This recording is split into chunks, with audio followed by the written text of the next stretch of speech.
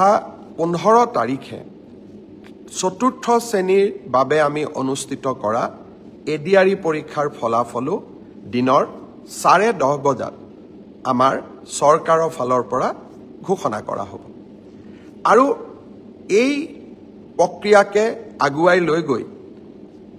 15, 16, 17 এই যিকোনো এটা দিনত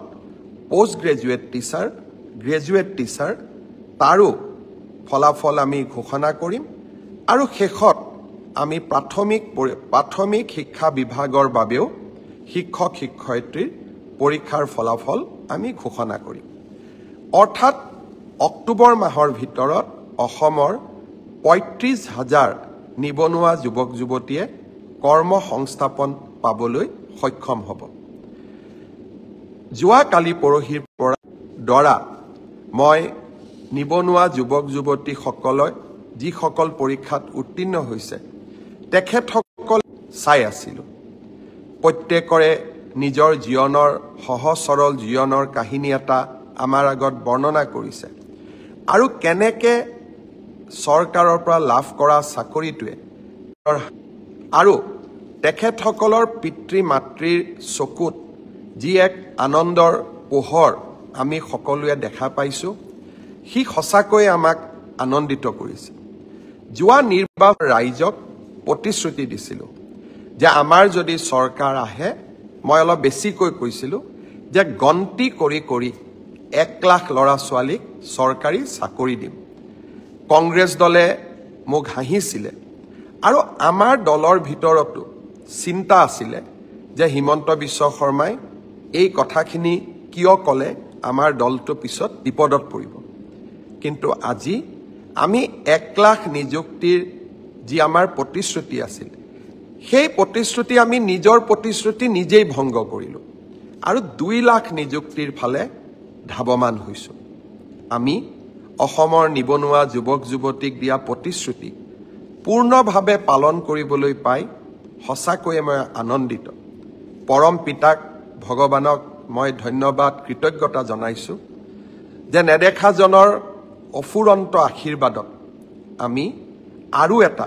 মহান কাম সম্পাদন কৰিবলৈ সক্ষম হ'লোঁ মোৰ লক্ষ্য ইয়াৰ পৰা আমি থমকি ৰ'ব নালাগিব অহা 5 বছৰত আমি আৰু কিমান ল'ৰা ছোৱালীক চৰকাৰী চাকৰি দিব পাৰিম তাৰ পৰিকল্পনা মই ইতিমধ্যে আৰম্ভ কৰিছোঁ বিভিন্ন বিভাগৰ লগত কথা বতৰা পাতিছোঁ যে অহা 5 বছৰত আমি 2 লাখতকৈও অধিক ল'ৰা ছোৱালীক চৰকাৰী চাকৰি দিব পাৰিম নে নোৱাৰিম অৰ্থাৎ মোৰ লক্ষ্য যে অসমৰ নিবনুৱা যুৱক যুৱতীয়ে কেতিয়াও আশাহত হ'ব নালাগে তেখেতসকলৰ আশাবোৰ পূৰ্ণ কৰাৰ বাবে আমি আমাৰ আকাংক্ষিত লক্ষ্য যি আমি সন্মুখত ৰাখিছিলোঁ সেই পথেৰে আমি কাম কৰি গৈ থাকিম নৱেম্বৰ মাহৰ শেষৰ ফালে পুলিচৰ নিযুক্তিৰ বাবে আৰু কেইবা হাজাৰো পদ আমি মুকলি কৰি দিম আজি যিসকলে পুলিচত চাকৰি মই অনুৰোধ কৰিম নৱেম্বৰত আপোনালোকে আকৌ আবেদন কৰিব যাতে আপোনালোকৰ আশাবিলাক আমি বাস্তৱত ৰূপায়ণ কৰিব পাৰোঁ প্ৰাথমিক শিক্ষাৰো 5,000 পদৰ নিযুক্তিৰ প্ৰক্ৰিয়া সম্পূৰ্ণ হৈ যোৱাৰ লগে লগে বাকি থকা 4,000 পদৰো নিযুক্তিৰ প্ৰক্ৰিয়া আমি আৰম্ভ কৰিম অৰ্থাৎ অসমৰ যুৱক যুৱতীৰ সপোনবিলাক পূৰণ কৰিবলৈ আমি আমাৰ প্ৰচেষ্টা অব্যাহত ৰাখিম ইয়াৰ মাজতে আজি ৰাতিপুৱা আমি এটা সুন্দৰ নতুন আঁচনি আৰম্ভ কৰিছোঁ আঁচনিটোৰ নাম হ'ল CM ফ্লাইট মানে বিমান নহয় কিন্তু CM ফ্লাইট হ'ল এনে এখন আঁচনি যাৰ দ্বাৰা আমি অসমৰ ল'ৰা ছোৱালীয়ে যাতে জাপানলৈকে গৈ জাৰ্মানীলৈকে গৈ সাউথ কোৰিয়ালৈকে গৈ চাকৰি কৰিব পাৰে তাৰ বাবে আন এখন দুৱাৰ মুকলি কৰি দিয়া এডভান্টেজ অসম দ্বিতীয়ৰ সময়ত জাপানৰ লগত আমি এখন বুজাবুজি চুক্তি স্বাক্ষৰ কৰিছিলোঁ উদ্দেশ্য আছিল অসমৰ 50,000 ল'ৰা ছোৱালীক আমি জাপানত নিযুক্তি দিয়া কৰ্ম সংস্থাপন দিয়া জাপানত এটা চাকৰি সাধাৰণ চাকৰি ড্ৰাইভাৰ হ'ব পাৰে নাৰ্ছিং কেয়াৰ হ'ব পাৰে, অফিচত কাম কৰিবলৈ কম্পিউটাৰ অপাৰেটৰ হ'ব পাৰে বা ছফ্টৱেৰত কাম কৰা আমাৰ ডেকা ল'ৰা ছোৱালী হ'ব পাৰে। তেওঁলোকৰ মাহিলী দৰমহা হ'ল 2 লাখ টকা। আৰু এই 2 লাখ টকা দৰমহা দিব পৰা 50,000 ল'ৰা ছোৱালী জাপান চৰকাৰে অসমৰ পৰা লৈ যাব বিচাৰে। তাৰ বাবে আমি কি কৰিব লাগিব? তাৰ বাবে আমি জাপানৰ ভাষাটো শিকিব লাগিব, জাপানিজ লেংগুৱেজ আমি শিকিব লাগিব। আজি ৰাতিপুৱা গুৱাহাটীত আমি জাপানিজ লেংগুৱেজ ট্ৰেইনিং চেণ্টাৰটো আৰম্ভ কৰিলোঁ। ইয়াৰ বাবে এই গোটেই লেংগুৱেজ ট্ৰেইনিং পাবৰ বাবে এজন ল'ৰাই বা এগৰাকী ছোৱালীয়ে 1,80,000 টকা ফিজ দিব লাগে। ইমান ফিজটো আমাৰ ল'ৰা ছোৱালীয়ে দিব নোৱাৰে। তাৰ কাৰণে আমি সিদ্ধান্ত লৈছোঁ যে 1,80,000 টকাৰ 1 লাখ টকা ৰাজ্য চৰকাৰে দিব। জাপান চৰকাৰেও 50,000 টকা দিব। তাৰমানে নিবনুৱা যুৱক যুৱতীগৰাকীয়ে কিমান দিব লাগিব? মাত্ৰ 30,000 টকা দিব লাগিব। আৰু এই 30,000 টকাও এক্সিছ বেংকে ঋণ হিচাপে দিবলৈ সাজু হৈ আছে। মই ছাত্ৰ ছাত্ৰীসকলক অনুৰোধ কৰিম যে আপোনালোকে যিসকলে ভাবে যে আমি জাপানলৈ গৈ চাকৰি কৰিম, আমাৰ পৰিয়ালটোৰ গোটেই অৰ্থনৈতিক ভেটি আমি পৰিৱৰ্তন কৰিম, আৰু যিসকলে এই প্ৰত্যাহ্বান ল'ব বিচাৰে তেওঁলোকক মই অনুৰোধ কৰিম, অহা কালিৰ পৰা আমি ক'ত আবেদন কৰিব লাগে, কেনেকৈ কৰিব লাগে, টিভিসমূহতো দিম, মোৰ সামাজিক মাধ্যমতো দিম আৰু বাতৰি কাকততো দিম। আপোনালোকে জাপানিজ লেংগুৱেজ যিটো আমাৰ ট্ৰেইনিং চেণ্টাৰ আমি কৰিছোঁ তাত আপোনালোকে যোগদান কৰক। 16টা বিভিন্ন মাধ্যমত, অৰ্থাৎ ড্ৰাইভাৰ হ'ব পাৰে, কেয়াৰ গিভাৰ হ'ব পাৰে, নাৰ্ছিং হ'ব পাৰে, কম্পিউটাৰ অপাৰেটৰ হ'ব পাৰে, এই 16টা ষ্ট্ৰীমত আমি ল'ৰা ছোৱালীক জাপানিজ লেংগুৱেজৰ প্ৰশিক্ষণ দিম। আৰু এই প্ৰশিক্ষণ যদি আপোনালোকে লয়, জাপানত গৈ 2 লাখ টকা মাহেকী লাভ কৰিব পৰা দৰমহাত চাকৰি কৰিব পাৰিব। আৰু তাৰ বাবে জাপান চৰকাৰে 5 বছৰৰ ভিছা দিব। তাৰ পিছতো যদি আপোনালোকে কাম কৰি থাকিব খোজে, ভিছাৰ এক্সটেনশ্যনো দিব। CM ফ্লাইট এটা সুন্দৰ আঁচনি। এই সুন্দৰ আঁচনিটোত আমাৰ ল'ৰা ছোৱালীয়ে আগ্ৰহ প্ৰকাশ কৰক। আমি জাপানত গৈও এখন অসমীয়া ছ'চাইটি আমি গঠন কৰিম। আৰু জাপানে অসমৰ ল'ৰা ছোৱালীক বিচাৰে, কাৰণ তেওঁলোকৰ জীৱন ধাৰণৰ পদ্ধতি আৰু আমাৰ জীৱন ধাৰণৰ পদ্ধতিৰ মাজত বহুত পাৰ্থক্য নাই। আমাৰ অসমীয়া মানুহৰ দৰেই তেওঁলোকৰ স্বভাৱ চৰিত্ৰ সহজ সৰল মৰমীয়াল। জাপানৰ লোকসকলৰো চৰিত্ৰ তেনেকুৱাই। আজি এই সম্পৰ্কত মই দিয়া ভাষণটো মোৰ ফেচবুক পেজত আছে। আপোনালোকে অনুগ্ৰহ কৰি মোৰ ভাষণটো শুনিব চেষ্টা কৰিব। গোটেই কথাখিনি আপোনালোকে বুজি পাব। শ্ৰদ্ধাৰ ৰাইজ, আপোনালোকৰ মনত আছে অসমত আমি এপ্ৰিল মাহত প্ৰধানমন্ত্ৰী নৰেন্দ্ৰ মোদী ডাঙৰীয়াৰ উপস্থিতিত বিভিন্ন চাহ বাগিচাৰ পৰা যুৱক যুৱতীক আমন্ত্ৰণ কৰিছিলোঁ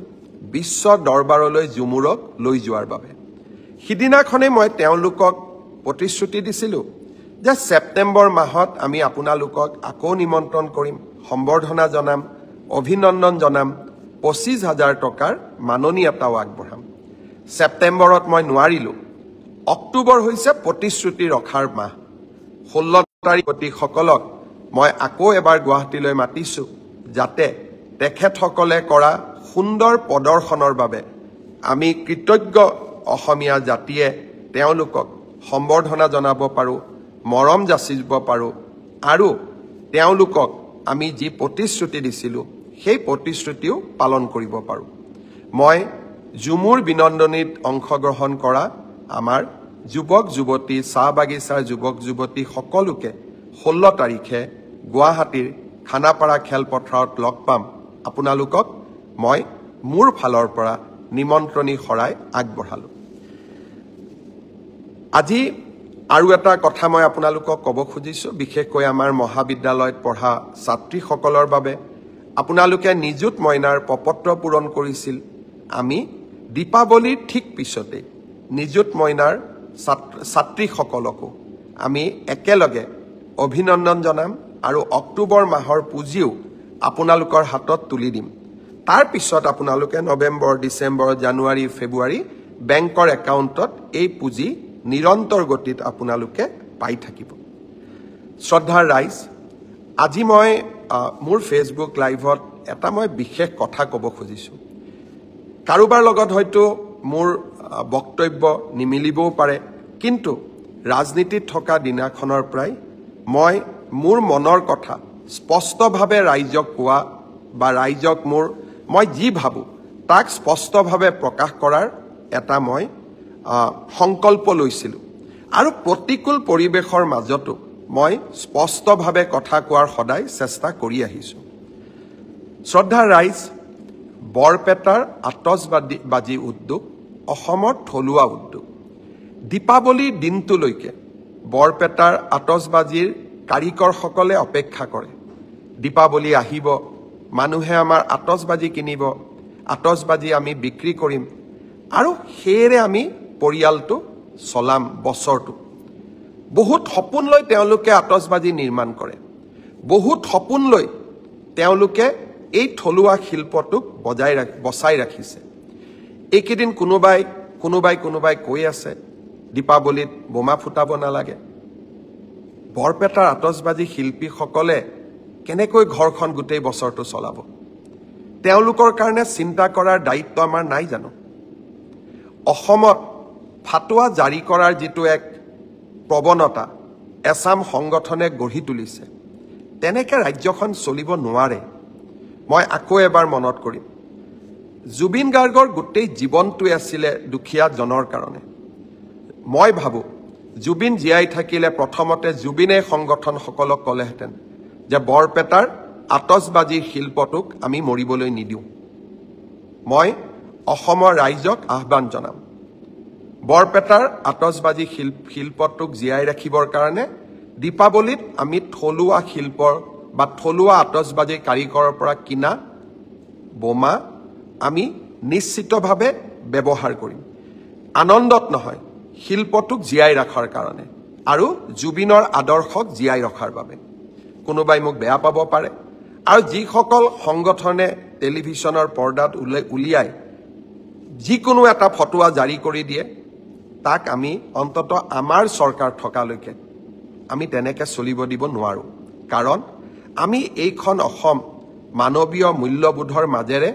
আগুৱাই যোৱাটো বিচাৰো সনাতন আমাৰ সংস্কৃতি দীপাৱলী অতীজৰে পৰা আমি পালন কৰি আহিছো বোমা ফুটাব লাগে নালাগে মই নকওঁ কিন্তু দীপাৱলীও পালন নকৰো যদি তেতিয়াহলে আমি বৰদিনো পালন নকৰিম যদি বৰদিন পালন নকৰো আমি নিউ ইয়াৰ্সও পালন নকৰো আৰু যদি নিউ ইয়াৰ্স পালন নকৰো তেতিয়াহলে আমি ঈদো পালন নকৰো আমি তেনেকুৱা কৰিব পাৰিম জানো আৰু সেই কাৰণে মই অসমবাসী ৰাইজক আহ্বান জনাম আমাৰ সভ্যতা সংস্কৃতিক আমি কোনো কাৰণতে এৰি নিদিও আৰু সভ্যতা সংস্কৃতিক আমি আগুৱাই লৈ যাম আৰু বিনম্ৰতাৰে সৈতে আগুৱাই লৈ যাম মনৰ দুখৰ মাজতো আবেগৰ মাজতো আমি বৰপেটাৰ আতচবাজি শিল্পক আমি মৰিবলৈ নিদিও কোনোবাই কৈছে যে এই বছৰ ইনকাম নহলে অহা বছৰ ইনকাম কৰিব কেনেকৈ কৰিব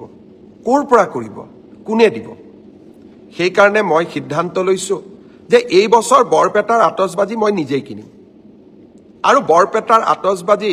ময়ো ফুটাম কিয় কাৰণ বৰপেটাৰ শিল্পটোক আমি জিয়াই ৰাখিব লাগিব বাকি আন ফটকাৰ লগত মোৰ সম্বন্ধ নাই কিন্তু দীপাৱলীও আমি পালন কৰিম বিনম্ৰতাৰে পালন কৰিম সংযমেৰে সৈতে পালন কৰিম আৰু জুবিনক বুকুত লৈ আমি দীপাৱলী পালন কৰিম